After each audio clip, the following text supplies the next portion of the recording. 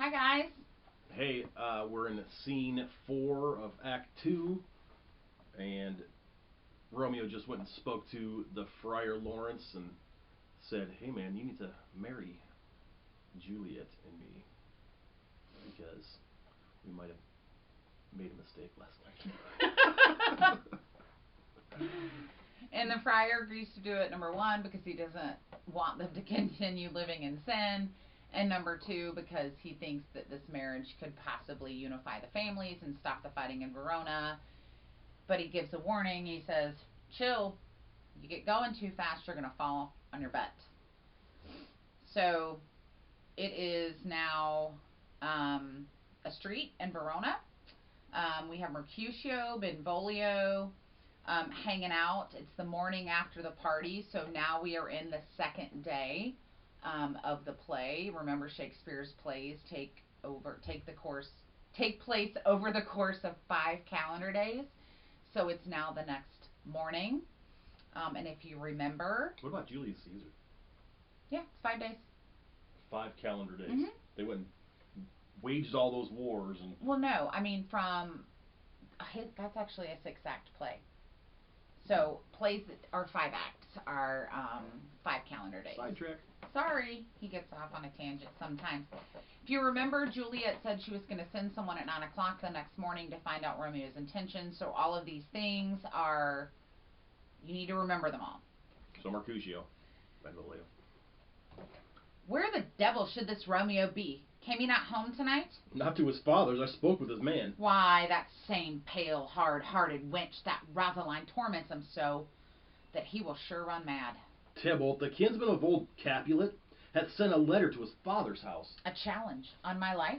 Romeo will answer it.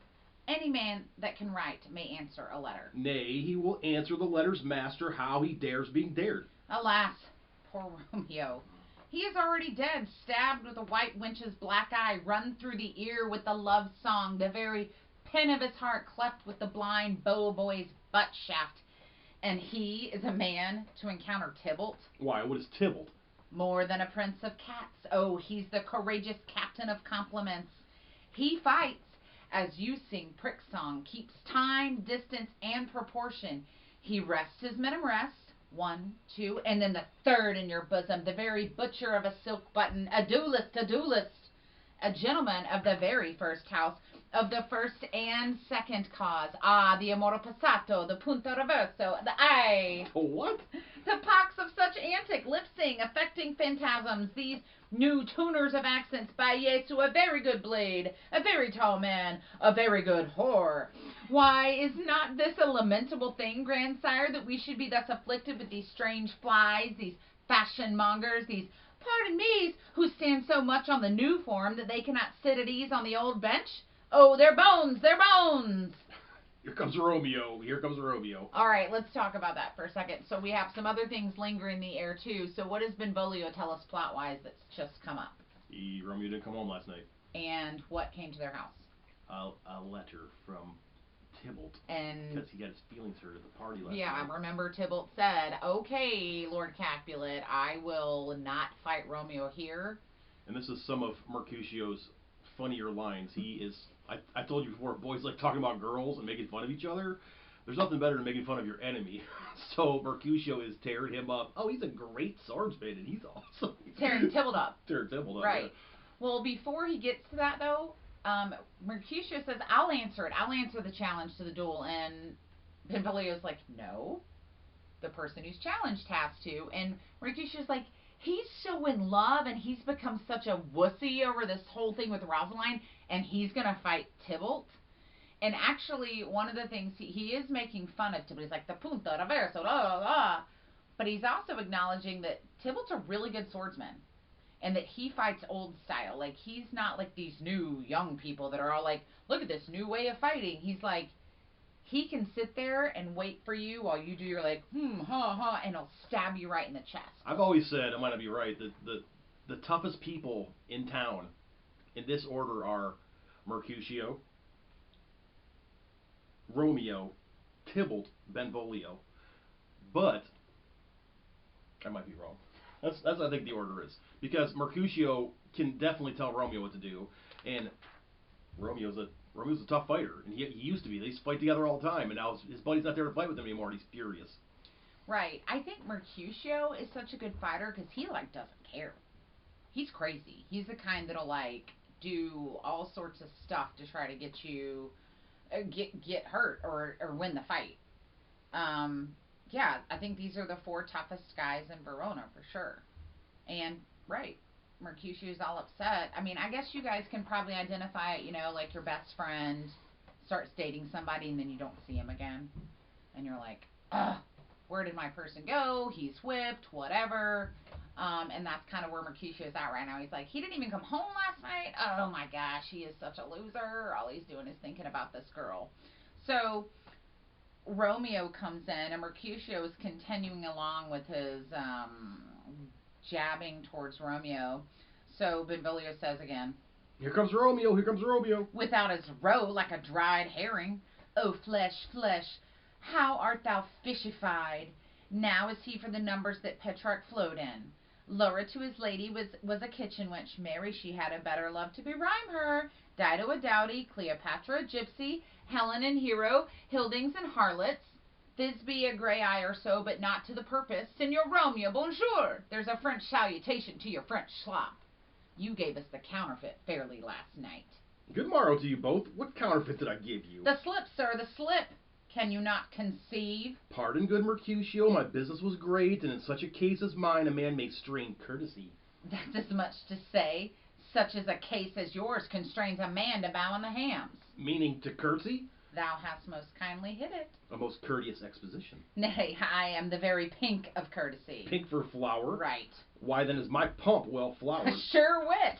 Follow me this just now, till thou hast worn out thy pump, that when the single soul of it is worn, the jest may remain after the wearing solely singular. Oh, single soul jest, solely singular for the singleness.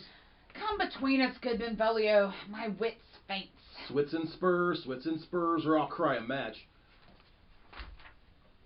Nay, if our wits run the wild goose chase, I am done. For thou hast more of the wild goose in one of thy wits than I am sure I have in my whole 5. Was I with you there for the goose? Thou wast never with me for anything when thou wast not there for the goose. I will bite thee by thy ear for that jest. Nay, good goose, bite not. Thy wit is very bitter sweeting. It is the most sharp sauce. And is it not then well served into a sweet goose?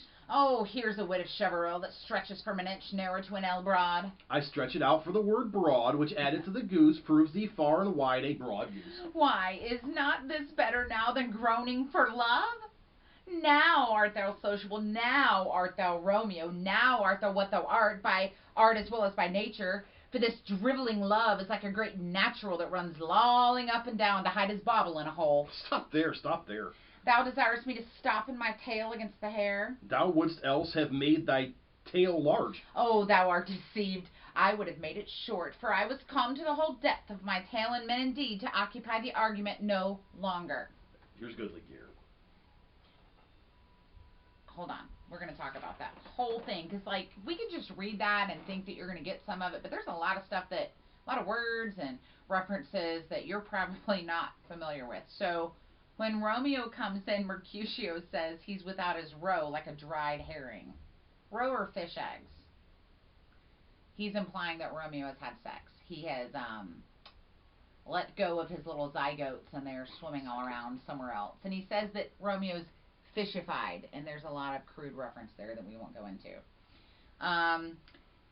He's talking about all these men that are in love. Petrarch was the one who wrote the Petrarchan sonnet. He was the first sonneteer. He was so caught up in love. And then Helen of Troy, a whole battle was fought because men were in love with her and she had to choose. And he basically says, you know what? Take all your junk. You slipped us last night. You left us. And Romeo starts trying to defend himself. And this is where, again, you lose respect for Romeo, because all he's saying is that he got his bobble wet, and he got his bobble wet, and he hooked up with Juliet, and of course he's lying, but they don't know it's Juliet. I know, but he's still lying. I know, but they think he's talking about Rosaline. They have no idea any of this has transpired. That's important. Right. They don't know he's talking about Juliet. So, I mean, isn't unfortunately, that's what guys do. I know. Good guys don't. Okay, every teenage boys like to brag. And they are going to come and tout their conquerings with each other. And that's what he's doing. And then finally, towards the end of the conversation, Mercutio is like, isn't this better now? We're back to giving each other a hard time. Now you're my Romeo. Now. Why don't you just go and have your conquest? He says something like, he's like, you know what? This is better. Why don't you just come back and be yourself? Go and have fun. And then always just come back. Don't actually fall in love.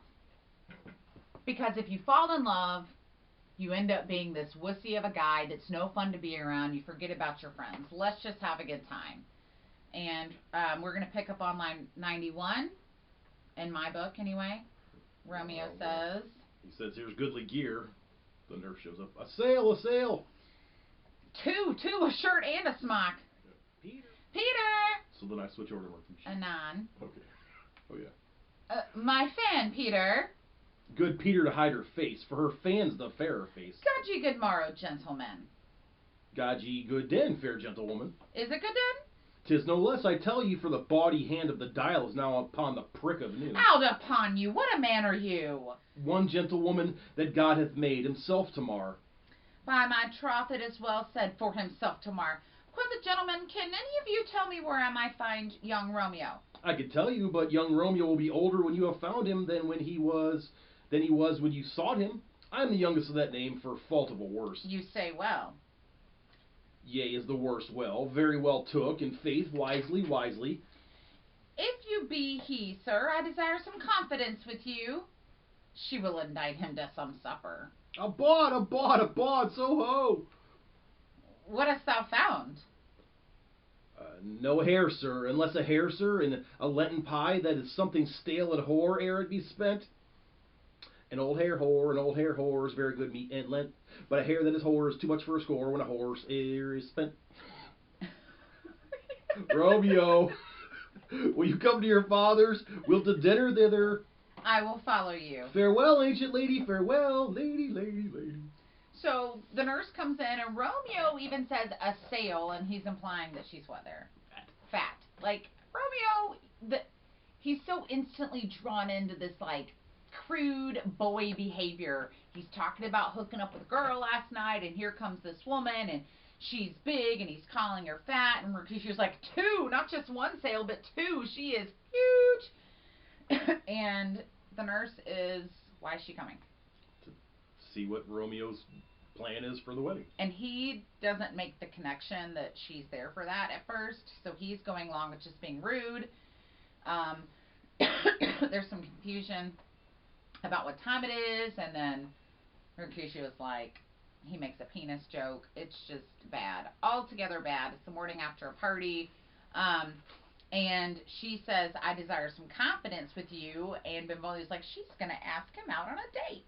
That's what she thinks. And Mercutio's like, what? You're going to dinner with us tonight, right? And I've seen the play portrayed that, like, Mercutio is just over the top rude right now. He starts flipping up the nurse's skirts, and there's this play on words, and Romeo's like, what did you find? And he says, no hair, like a rabbit. And he was like, a guy like that at the Shakespeare Tavern in Atlanta? Yes, there was a guy like that in the Shakespeare Tavern in Atlanta. He went under her skirt, and while he's under there, Romeo's like, what did you find? And he's like, no hair! And we all know that that's disgusting. And so then he starts singing and tries to play it off, but he's not really playing it off. And then the nurse and Romeo go and have a conversation together. And we switched parts a lot when we were reading that. That's why you need to be reading along, because we are 2 people trying to do the job of like 10. So anyway, I'm the nurse again when she and Romeo are having their private conversation. I pray you, sir, what saucy merchant was this that was so full of his ropery? A gentleman nurse that loves to hear himself talk and will speak more in a minute than he will stand to in a month. And to speak anything against me, I'll take him down. And we're lustier than he is in 20 such jacks. And if I cannot, I'll find those that shall. Scurvy knave, I'm none of his flirt girls, I'm none of his skeins mates. And thou must stand by too, and suffer every knave to use me at his pleasure. I saw no man use you at his pleasure. If I had, my weapon should quickly have been out. I warrant you, I dare draw as soon as another man, if I see occasion and a good quarrel, and the law of my side. So that's her servant, Peter. She's like, you just stood by and watched this guy talk to me. Like, he's like, I saw no reason to do anything. I see him like picking his teeth. Right, like, I'm out here dealing with you. The nurse goes on, now, afore God, I'm so vexed that every part about me quivers. Scurvy knave. To Romeo, pray you, sir, a word. And as I told you, my young lady bid me inquire you out. What she bid me say I will keep to myself. But first let me tell ye, if you should lead her in a fool's paradise, as they say, it were a very gross kind of behavior, as they say. For the gentlewoman is young, and therefore if you should deal double with her, truly it were an ill thing to be offered to any gentlewoman, and a very weak dealing. Nurse, commend me to thy lady and mistress. I protest unto thee. Good heart, and in faith I will tell her as much. Lord, Lord, she will be a joyful woman. What wilt thou tell her, nurse? Thou dost not mark me. I will tell her, sir, that you do protest, which, as I take it, is a gentlemanlike offer. Bid her devise some means to come to Shrift this afternoon, and there shall she shall at Friar Lawrence' cell be shrived and married. Here's for thy pains. No, truly, sir, not a penny. Go to, I say you shall. This afternoon, sir? Well, she shall be there.